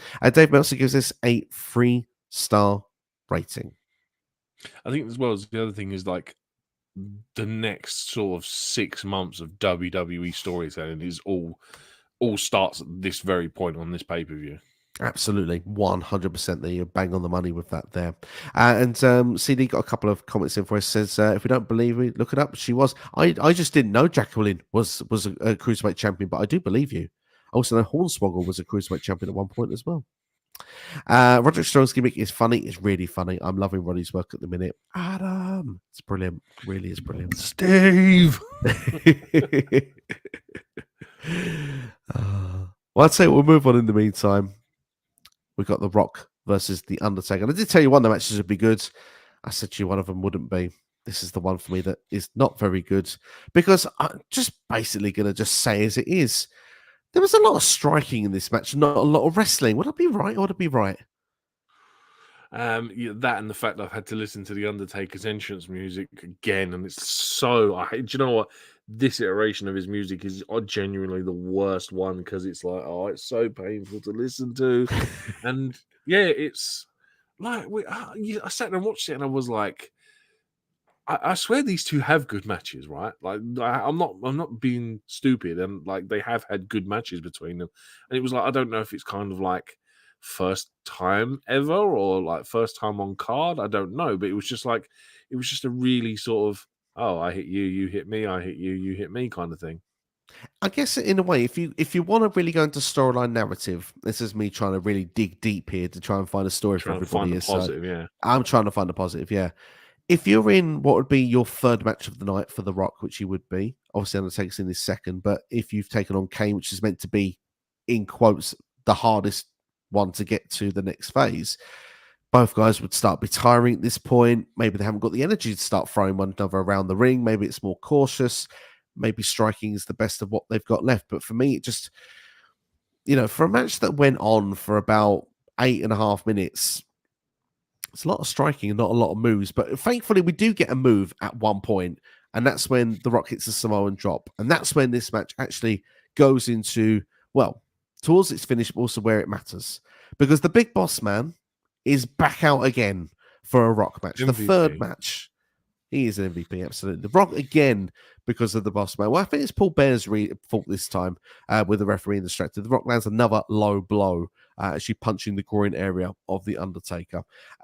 Goes for the people's elbow, and the Boss Man grabs the leg, and Taker takes advantage. The Boss Man, though, gets on the apron, which is interesting, and the Undertaker hits him off. Remember that towards the end. Undertaker gets The Rock then in a chokeslam position, and that's when Kane comes down and chokeslams The Rock. The Undertaker is disqualified, and Kane and Taker brawl through the crowd towards the back. I have to be honest, this might be my least favorite match of the card, and the thing is, it's a match that should have so much promise. It doesn't make sense. Why does Kane come down? Why does he chokeslam The Rock? If anything, he should chokeslam Taker. Nope, just chokeslam The Rock. I'm guessing Kane it's a case of, it's a case of like, if I can't have it, you're not going to have it, which is okay. I get it, but I was just, what's going on with this, man? It's like, this really should have been like the first round match if we're going to do this kind of palaver and all this kind of model. You sure you would have preferred this as the first match of Mankind and Dwayne Gill? Yeah, probably, because at least Like, at least you would have known that, because then they could have just flipped it and done the same with the Kane match and have Undertaker come out and do the exact same thing. And like, there's a story there to carry on after the like Survivor Series. But I don't know, like you the fact that we've seen Rock do 4 seconds against the Boss Man. I don't know, what was it, 7 minutes against Shamrock, and he's now done another 8 minutes against Taker, and it's kind of sort of, this guy doesn't seem to be fatigued. He's not selling anything, like he's not selling no ring fatigue or anything, and it was kind of like, oh, okay, sure. I mean, 4 seconds with the Boss Man. I mean, to be fair, I think most of us shouldn't feel fatigued, but I know what you mean. You're then in the world's most dangerous man, Ken Shamrock, in the next round. You should be feeling it after that. I'm with you with that 100%. I just, let's be honest, though, 4 minutes with the Boss Man is a lifetime in some people's eyes. 4 seconds, sorry, with the Boss Man is a lifetime in some people's eyes. I probably would be, I would imagine. Obviously, you wouldn't have caught me in the ring with him back in the day. But I mean, to be fair, like, I don't want to talk ill, really, but for me, this match, like you said, it doesn't make sense to a degree. It does make sense the fact Kane didn't want Undertaker to get there. That's why he chokes down the Rock, not the Taker, I guess. But and the Rock escapes, obviously, the Boss Man trying to cover at the same time, trying to play his role right. But yeah, obviously it's meant to be the guy that Vince doesn't want through to the final is the Rock. He wants an Undertaker Mankind finish. Doesn't get it. It's going to be the Rock versus Mankind, which of course then that means also guaranteed at that point a first time ever WWE or WWF champion, something we'd not had previously with the Rock and Mankind. Obviously both were multiple time champions, but had neither done so at this point. But to give a star rating, what would you give for the Rock and Undertaker? 1 3/4. Like, hey, at least they got time, and it had some sort of a story beat to it, which kind of makes sense. But then I was just looking, and there's no payoff to the Taker Kane feud after Survivor Series. Like, there's at no point afterwards. Like, they have a couple of singles matches on, like a couple of like special shows, like house shows essentially, but they don't face each other in a one-on-one until SummerSlam 2000, and it's like, what was the point? Yeah, it's a bit weird. That's a bit weird. I would agree with that. It's a bit weird. For me, I'm really going to be harsh. I'm going to give this a dud. I think it's a dud. It should be more than what it is. It should be. It's a big match, but okay. Apologies. My apologies. They had an Inferno match on in February on Monday Night Raw of '99. Okay, there we go. Apparently, so what that does for the story, but I don't know. But yeah, probably built over a few months. I'll tell you what. I will be a little bit kinder than the dud. I'm going to give it a half star. The reason I give it a half star is the Boss Man Rock stuff. When you look at it on a second viewing, helps it. But yeah, the match itself for me is not good. I'm not a fan of the match at all. It's got to be better than Gilbert against Mankind. I prefer the storyline narrative for Mankind and Dwayne Gill. Fair enough. So there we go. I can't believe I'm saying it. But for those that are wondering, then here is the graphic of what the final looks like. And this is pretty much the whole tournament. You can see they're playing through the graphics of how it's been. But obviously the Rock versus the Mankind is the final for the Deadly Game tournament to see who would become the WWF champion. But of course, in the meantime, there is one match between it because they're going to need a breather. So we've got a triple threat match for the Tag Team Championships. You've got the New Age Outlaws versus the Headbangers versus D'Lo Brown and Mark Henry, which actually, funnily enough, is I'm looking through this now, is the third longest match on this show. Of all the matches, this is the third longest on the card. Madness. I actually really enjoyed this, and I think, do you know what I think I enjoyed about it as well was the fact that with it being a triple threat, they did the whole there's 3 competitors in the ring at one time dynamic. Yeah. Not a case of there's 2 and you can just tag someone randomly in. Someone from every team was in the ring, and it really banes me when they don't do stuff like this now. And it's kind of like, it's a fatal 4-way, but we're only gonna have 2 guys in the ring. And it's kind of like, but there's 4 teams or there's 3 teams. So I actually really appreciated this. And like Billy Gunn, man, that guy just loves a hot tag in the 90s. Like, he lives for hot tags. Like, I'm not the biggest Headbangers fan. D'Lo's good, like, but he's like a really good mid-carder. And Mark Henry obviously doesn't hit peak until the mid-teens. But like Billy Gunn is this guy. No, Road Dogg is in there to just essentially take a whooping and then get the hot tag so Billy Gunn can pick up the win. Pretty much. You've summed it up perfectly there. I don't even need to go for the details there of this match, but I mean, like you said there, this is it's fun. I prefer the triple threat matches with the tag team matches with 3 people in the ring as well. I think it's a much more makes much more sense story and narrative, and it plays as well into the match because I will go through some of the detail quickly. But obviously, Mosh just stands back at the start. He doesn't need to. He's going to watch the other guys beat each other down until he decides there's a reason to get involved. Headbanger strategy in this match is divide and conquer, but the 2 teams decide it's best to team up on the Road Dogg and just beat him down. Mosh jumps to the outside of the second rope to hit his opponent, Road Dogg, on the apron.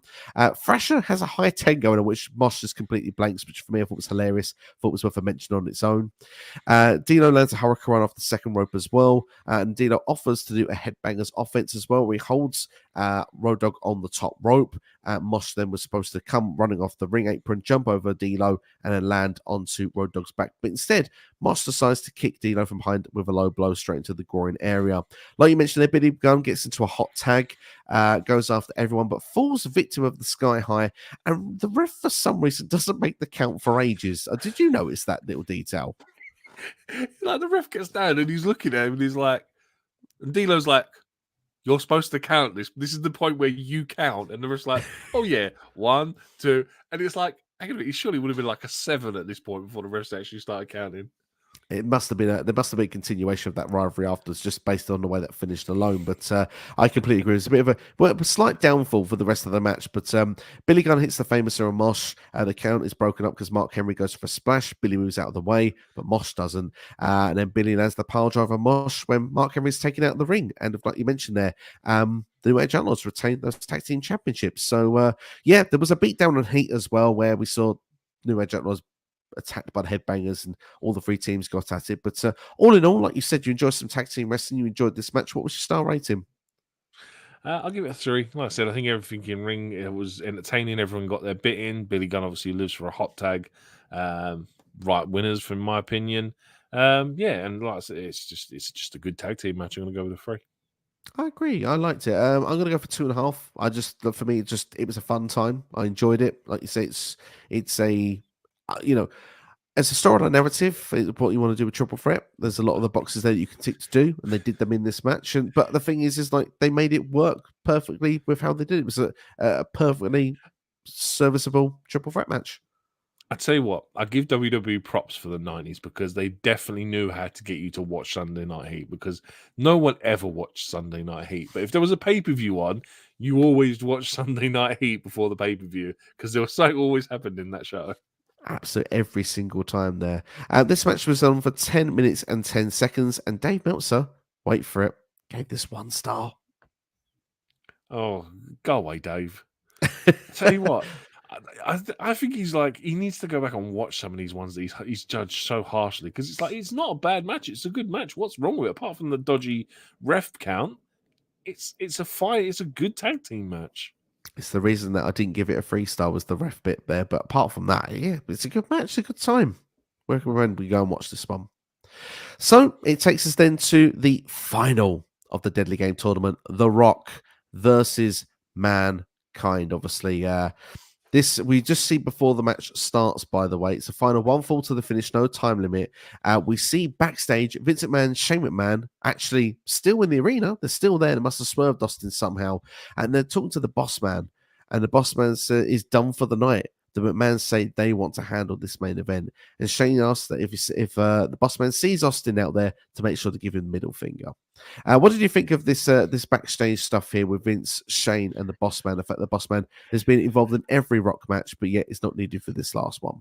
It kind of gives you the inkling of what's going to happen, but it's like, it doesn't make sense from a story beat, because you'd be like, don't get me wrong, he's failed at all his other previous attempts throughout the night, so maybe sending him home is the right thing to do.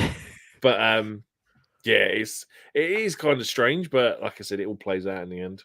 It does all play out in the end. We'll go through the detail of the match then between these two. And it's a more cautious start to other matches. And like we say, there's no time limits. There's no rush to sort of need to get the win in 10 minutes. Vince and Shane don't waste much time, though, in coming down to the ringside after a few minutes when Mankind has a rest hold on The Rock. The Rock counts as a suplex and suplexes Mankind on the floor. Painful. As Rock is walking towards the McMahons, Mankind goes to attack The Rock, but The Rock gets to Mankind first. They fight through the crowd before Rock clotheslines Mankind over the rail. The Rock then applies a sleeper, which I thought was interesting. Is that a heel move to do? A slow sleeper hold? Sort of something a heel would do in a match, not a babyface. Am I clutching at straws? No, I think you're right there. It is like I think though, if you think back to it when you're watching it at the time, like you being probably 12 years old, me being 13 years old at the time, it's a detail that you probably don't notice until now when you're going back to watch it again. But just to add as well, this is the one where I'm like that Jerry the King Lawler bangs on about this being a no DQ, but yet the refs counting for like illegal choke holds and stuff like that, and I'm like, I don't get it. It's supposed to be a no DQ. Yeah, I agree. Yeah, a bit of an interesting one there, that narrative there. But yeah, you make a good point with that. I didn't have that noted down, so I'm glad you brought that up. Mankind clotheslines The Rock as well. They both go flying to the floor. Of course, Mankind's momentum always did that a lot back in this era. The Mankind hits The Rock with a chair. Obviously, makes sense then why there's no DQ at this point.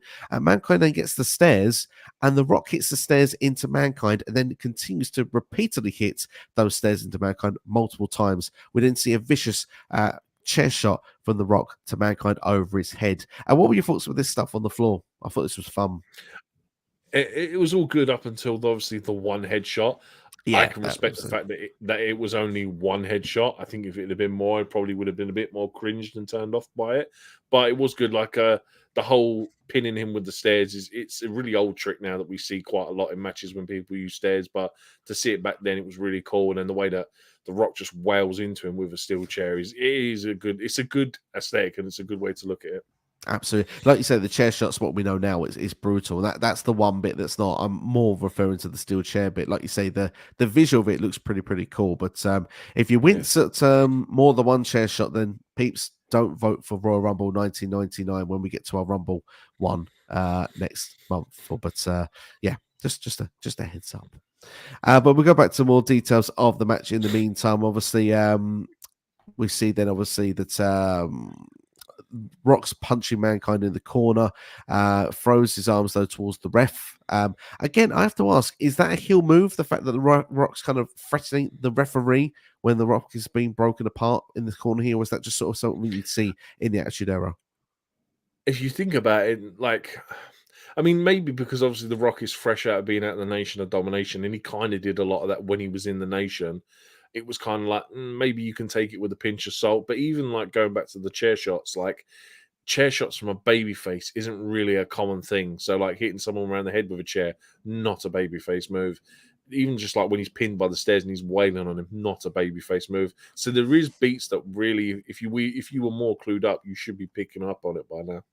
Absolutely. But Mankind then hits a low blow on the Rock from this point. Then Mankind hits an elbow from the apron to the floor. Patented Mick at this point. Mankind then hits the Rock with the top of the table. It might as well be a feather, being brutally honest. It punches the Rock, though, on the table repeatedly and then does a leg drop, and they both go over to the other side. Of course, Jim Ross is screaming on commentary at this point because he's quite in near a lot of the action. Mankind then jumps off the second rope towards the Rock with an elbow. Rock moves out of the way, classic Samoa Joe. And then Mankind goes straight through the Spanish announce table. Thoughts? I thought that was a funny looking spot. Man, as soon as you see the Spanish announcer table, back especially in the 90s, you knew someone was always going through it, regardless of if like it was a botched move or whatever. But yeah, just going back to JR, when Mankind threw the panel off the top of the table at the Rock, and he's selling it like he's just thrown a concrete brick at him or something. It's like, JR, chill out, man. That thing weighs literally nothing. Like a small child can lift it up, man. Just relax yourself. Absolutely. Calm it, you know what I mean? Um, but then we get back into the ring. Obviously, Mankind's gone through the Spanish announce table. We then get the People's Elbow from The Rock, which leads to a 2 count. And Mankind counters a Rock attack to hit his underarm hook DDT. Of course, it's been one of his finishes throughout this night. Mankind applies the mandible claw with Socko. Mankind at this point almost crying. He can feel the titles in his grasp. The ref does the three arms where they're raised and they're dropped. Of course, The Rock gets his arm back up on the third attempt. The Rock counters this, then hits the Rock bottom on Mankind. There's a bit of a delay, which means we get a 2 count. The Rock, though, then turns to Vince McMahon, and then he gives the people's eyebrow. The Rock puts the sharpshooter on Mankind, and Vince immediately calls for the bell. Of course, for those who are unaware, 12 months earlier, to many people, conspiracy theorists to this day still wonder if it's real or a work. The Montreal Screwjob happened 12 months earlier in Montreal. Shawn Michaels screwing Bret Hart. And of course, Bret left WWE after that anyway. He was going to leave. He wanted to leave as champion. He wanted to give the title up the next night, is what Bret Hart wanted to do. They weren't going to do that. Bret didn't want to lose in Montreal, so they did the screw job. And obviously, to bring that flavor, bring that taste in a lot of people's mouths, the same thing a year later. And of course, what's interesting about it as well, because we see the hug with Rock, Shane, and Vince McMahon as Rock is presented with that title afterwards. Again, it's a screw job. It's intentional. Mankind was the corporate choice. But really, the guy the whole way through the night they were protecting was The Rock. When you look back with a big boss man, why have a 4-second match? Because the boss man gave The Rock a bye. Was The Rock really, was Shamrock being passed the nightstick from the big boss man? Probably not. He was giving it to The Rock to knock him down. When it came to the Undertaker match, they tried to throw people a little bit with the pulling The Rock's leg. But then Big Boss Man immediately got back on the apron when the Taker was there to get knocked down by the Undertaker. Boss Man had done his job perfectly throughout the night when it came to The Rock. When it came to the final, it was for Vince to turn on Mankind. How did you feel with this finish? It's a very... I mean, for in the moment, it's a very, like, it's such a good switch. Like the fact that we're like, the crowd has been wanting The Rock to win all night long, and they did not want Mankind to win. And all of a sudden, in that one moment where Vince rings the bell, The Rock's the champion, you get the hug, and you're like, oh my God, I've been cheering on the enemy all night long when I really should have been cheering on Mankind. And it's like, it's such a good twist. Like, we really don't get anything like that nowadays. Like, it's really hard to pull those kinds of things off. It's so good that it's like, it almost befuddles me that, like, Vince was capable of writing stuff like this, because it's really good. It's a bit tasteless in the fact that obviously it's 12 months after the whole Montreal screw job, and it's kind of like, I mean, for me as a kid back then, I would have been like, it's a year later, I probably would have forgot about the Montreal screw job at that point. I'd have been like, oh my God, Vince is the biggest villain in the world. But now looking back at it, you're kind of like, yeah, okay, it is tasteless. Which kind of thing, like you said a minute ago, plays into the fact that, was the Montreal screw job a work, or like, was it real, and all this kind of stuff. And yeah, I thought it was, like I said, we don't get moments like that anymore, and it's so good. But like, I do have to say one thing though, The Rock's people's eyebrow has got better over the years, because that was a terrible eyebrow. Like, you know, when you watch a cartoon or something and the eyebrow comes off the forehead, that's what I felt like when he done that. It was horrific. But no, it's really good storytelling, man. Yeah, absolutely. Absolutely. For me, I thought the storytelling was very good on this. And like we said here, with the Montreal Screwjob, for example, element brought in here. Some people call it lazy and say, like, could you have done a different finish? For me, I thought it was the perfect finish, because it was kind of like Vince taking control, and it was kind of like like you said, being tasteless. It's done in a way where you want to really turn on the Rocky. You want to solidify the double turn. Mankind had been the heel, Rock had been the face. You wanted to make sure, I've been cheering for the wrong person. They would continue on with matches after this, Mankind of the Rock going through to the start of 1999. Obviously, the Royal Rumble was a big one with the I Quit match. Obviously, the infamous one actually before that on January 4th, when Mankind wins the title from the Rock, the night everyone turned the channel, when WCW never won ever again. And obviously, when you look at it after that, Those two had the Super Bowl match, the halftime heat. Mentioned about Sunday Night Heat, probably the greatest heat match ever done with The Rock and Mankind. The halftime heat match is brilliant. So yeah, Was that highly with recommend. a forklift truck? Yes. There's no audience, empty arena match. Great times. Yeah.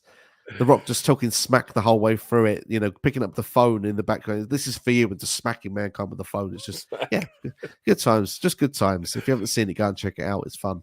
But yeah, for me, it just ticks all the boxes for me. Like I said, it's a storyline narrative from start to finish, and everything just hits the beat perfectly when you go from good to bad, getting Austin out of the way, getting the former two people that should have been the champions out of the tournament as well. Not match quality. Look, I've been honest on this show. I don't think the match quality has been that great on this show. We're going to talk about the match quality of this in a minute, giving it a rating. This has been probably the strongest match on the show, along with Mankind and Steve Austin. But to be honest, for me, as a story, this has been a fun time. It's been a fun ride to go through the show and relive it. Yeah, like I said, it's like I'm sitting thinking about it now, and just like imagine sitting there watching that live, and you've sat there and cheered for The Rock all night long. Like, Rock's going to be the new champion. Yeah, he's my favorite, and then he turns out to be the heel, and you're like, I hate you now, Rock. Boo! And it's like, I can imagine, man, that would have been a pretty cool. Like, I don't obviously remember it because it was like 25 years ago, but I can imagine watching it back then. It would have been pretty special. I'd have been really pissed off as a 13-year-old. But I can't believe Vince McMahon's done me over like this. I hate The Rock. I hate Vince. That's what people say sometimes. He is the best villain that WWE's ever created. Absolutely. And you can't argue with that. 17 minutes, 10 seconds long. Dave Mercer gives this a 3.5-star rating, strongest in the show for him. I kind of agree. I'm thinking like 3.5, 3.75. I thought this match was decent. I really enjoyed it. I'm going to say 4. I think I'm going to rate it on the same level as Austin Mankind. I think that both of them, although may not be the best in ring, story-wise, fantastic. Yeah, story-wise, completely fantastic indeed. The show wasn't finished there, ladies and gents. We still had about another 6 minutes of airtime to fill. So obviously I mentioned about the hug there. It was the plan all along, of course, JR saying on commentary. And Vince McMahon getting on the microphone says that Vince didn't screw the people tonight. Again, the people screwed the people. Famous line that done a year before. Did Brett screw Brett? Or did Vince screw Brett? Brett screwed Brett. You're all pathetic and as gullible as Mankind. Proving again Mankind's the good one. Go on, Steve. No, I was just laughing. Okay, fair enough. The McMahons are so proud tonight. One reason is that Steve Austin was screwed. One person who has more contempt for Austin than himself is The Rock. The Rock is congratulated and as well told that Shane has done an Academy Award performance. Shane gets to the mic and he told the world that I'm just like you, Dad, after all. Woo! Not like Ric Flair, though. The Rock gets the mic and says that all the fans are trailer park trash and they can all kiss his candy ass. Mankind gets to the mic and says that he doesn't understand what's quite going on. He said, to win this tournament, you have to be pinned or submitted, and neither of those happened to me. So the Rock attacks Mick with the title from behind and lands another rock bottom. Shane McMahon then says the McMahons are proud to announce the new corporate champion, which is The Rock. Of course, that's when we see Austin make the return. McMahon's running away from the ring, but Rock attempts to attack Austin, hits some stomps, but then gets a stunner for his trouble. The title's then thrown on The Rock to the floor, and Austin then, for good measure, hits Mankind with a Stone Cold Stunner as well. And JR says that potentially it could knock some sense into Mankind because he probably needs it at this point.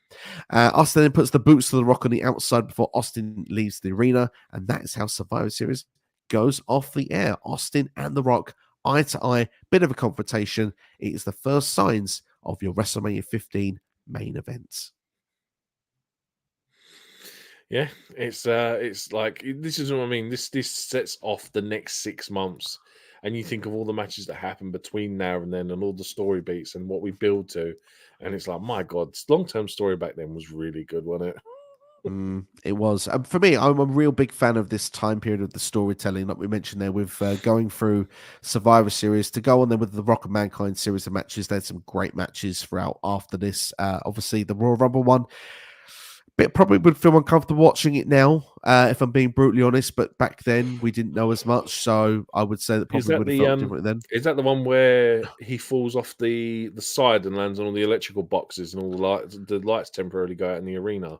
Yeah, Yes, that yeah, is. The wails on him with a chair. It's the I Quit match, isn't it? It is indeed. Yeah, Mankind gets they pipe in the audio. Yeah, that's it. Yeah. Classic one. That is painful. That is painful. Yeah, because Mankind's handcuffed and can't protect himself on about 15 chair shots, and his family, Mankind, are ringside as well. And if you've ever seen Beyond the Mat, you can see how horrified the family are after this. But yeah, still, there's some great matches as well. Sorry? He loses a tooth in that match as well, I think, as well. Probably does. That I don't remember, but he probably does. But yeah, obviously then that leads to Austin McMahon continue on as well, and it can lead to Austin the Rock at WrestleMania 15. But before we go to the comments, I'd like to get your final rating for Survivor Series 1998 Deadly Game. What would be your rating out of 10 for this show? For the complete pile of trash wrestling that we get on this show, I still have to rate this like a 7.5. Like, aside from like I said, the poor wrestling, the story is amazing. It is worth watching, but like I said, that little asterisk, like, you kind of need to watch like from SummerSlam onwards to kind of get the show really and to appreciate it. And then you've kind of really got to follow it through to Mania next year, in 99. But otherwise, it is a really good show. Yeah, I think it's a really good show. Like I say, match quality, yeah, isn't the strongest of this one, but the matches are so short, you barely notice. It just, you know, we're getting through a tour, we're going through a tournament. It's a fun time for me. This is a fast-paced show. I really enjoyed it. There are a couple of matches that are tough watches now. I thought The Rock and Undertaker was not very, very good, but I'm going to go for an 8.5. For me, I still think it does still live up into at least top 5 Survivor Series of all time, and I think purely from a storyline beat. But I would stress, and this is a disclaimer, if you are a pure in-ring wrestling kind of person, you will not agree with my viewpoints of what I think of this show. Yeah. Like, I've never been the biggest fan of SummerSlam or Survivor Series. Like, I always like the spectacle of WrestleMania and just the gimmick of the Royal Rumble. Survivor Series, I'm starting as the years go on, I can appreciate more for like the Survivor Series style matches. But yeah, this one, it's probably one of the best ones they've ever done, purely for the story facts. So it is, like, you have to say it's up there. It's definitely up there indeed. So that's what we think of Survivor Series. Now, time to let us know what you think of Survivor Series 1998 in the comments below. Of course, if you're watching on delay as well, we do appreciate your watching this stream and hope that you enjoyed it. And like I say, make sure to hit the like button, share with a friend, and subscribe as well. We're going to go to the comments of what we've got here. We've got a few that we've missed out before we finish off the stream, so we will bring those up.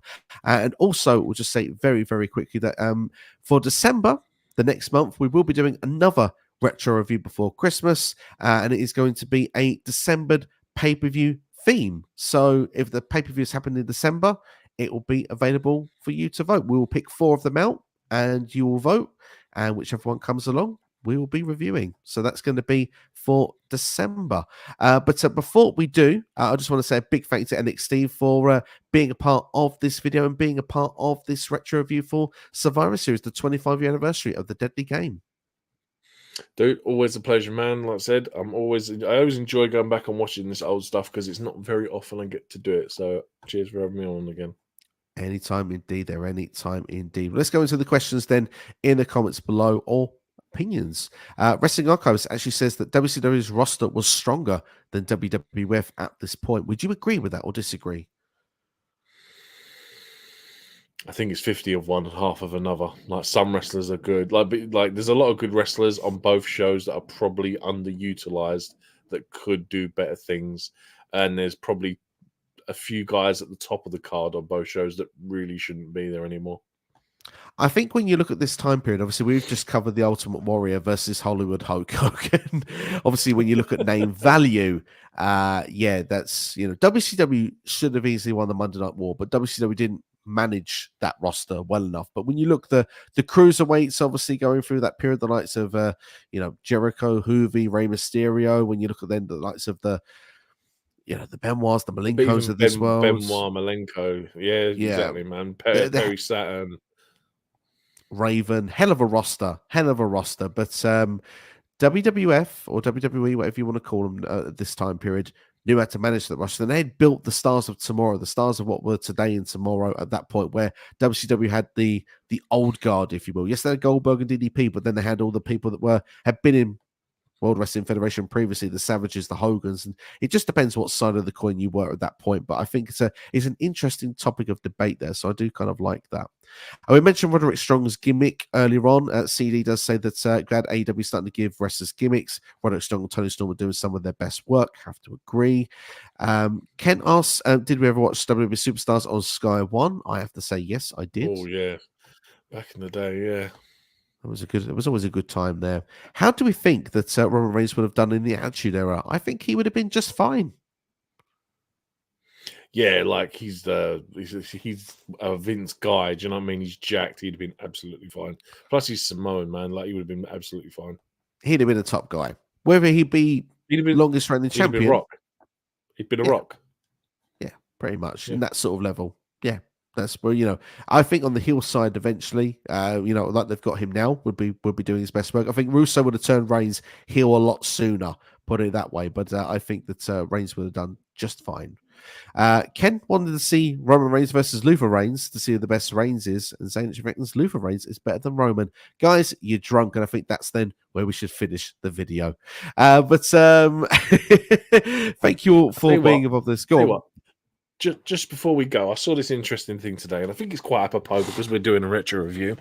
So I saw this question online, and it said that if you could take one of these tag teams out of history and completely remove them, which one would you do? Would you do the Hardys, Edge and Christian, or the Dudley Boys?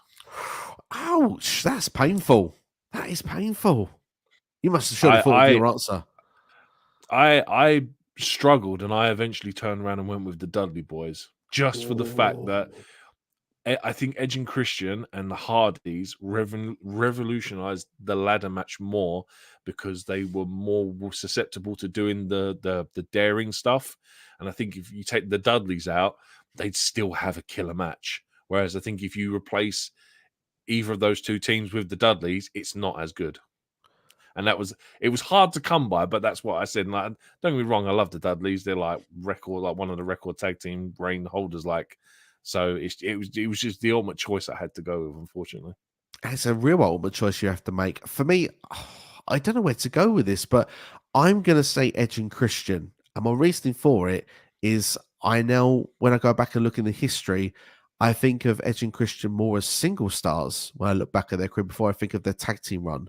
When you mentioned the Dudley Boys, I think of the tag team run. When I think of the Hardy Boys, I know Jeff had a very successful singles run. I know Matt was broken for a period and was really overdoing it, but I still think of the Hardy Boys first. With Edge and Christian, I think of Edge being a multiple-time world champion, now being Adam Copeland. I think of Christian Cage right now as being Father of the Year. So I feel there's a chance at this particular moment that I think Edge and Christian would be my choice, although I completely respect what you're saying because we only covered that ladder match just recently, and it is a game changer which changed professional wrestling, tag team wrestling forever. But then my argument for you is that Edge and Christian were the more successful team out of the three during that time period. They were. If you look at all their matches, all the TLC matches, Edge and Christian win everything. So who knows, man? It's an impossible one to answer. It's an impossible one to answer. Roger's got the last question in, and we're going to wrap things up. What is the greatest finisher of all time? The RKO. Oh, I like it. I like it. Yeah, I mean, it's nowhere. It can be out of nowhere. Totally agree. And obviously, DDP did a great job of that before as well. I have to go with the stunner just because it always got a pop every time it was done. Steve Austin, you knew like hell was being raised. So, yeah, stunner for me, I think, is the one I would go for just when you look through the annals history, but not Disco Inferno stunner. Nowhere close. But that's all from us anyway. Thank you all for watching. As always, this has been the retro review for the 25-year anniversary of Survivor Series 1998, The Deadly Game. Let us know your thoughts in the comments below. Make sure to like, share, and subscribe, and we'll see you for the next video. Check out Impact Wrestling or TNA Hard to Kill. The match card predicted for you is on the channel now, and full gear predictions will be dropping on this channel tomorrow, and I'm looking to have a WWE video special for you on Friday. Take care. All the best. I'll see you soon.